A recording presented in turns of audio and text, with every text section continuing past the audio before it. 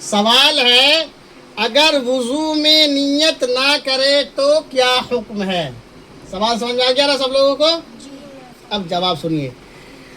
اگر وضو کی نیت نہ کی، جیسے دریا میں گر گیا یا بارش میں کھڑا رہا اور تمام اعضائے وضو پر پانی بہہ گیا تو وضو ہو جائے گا، اور اس وضو سے نماز بھی پڑھنا جائز ہے اور قرآن کی تلاوت کرنا بھی جائز ہے، لیکن وضو کا ثواب نہیں ملے گا.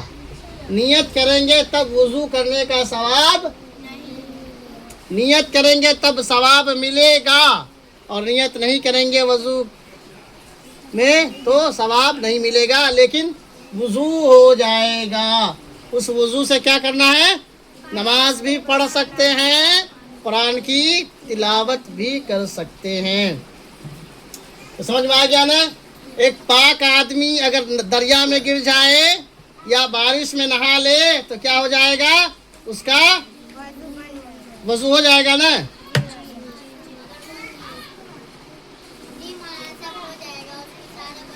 سمجھ گئے؟ سارا اعضائے وضو کیا ہوا؟ دھل گیا، اس سے وضو ہو جائے گا. بات سمجھ میں آ گئی؟ چلیے بات سمجھ میں آ گئی تو فی امان اللہ. السلام علیکم. چلیے بھائی.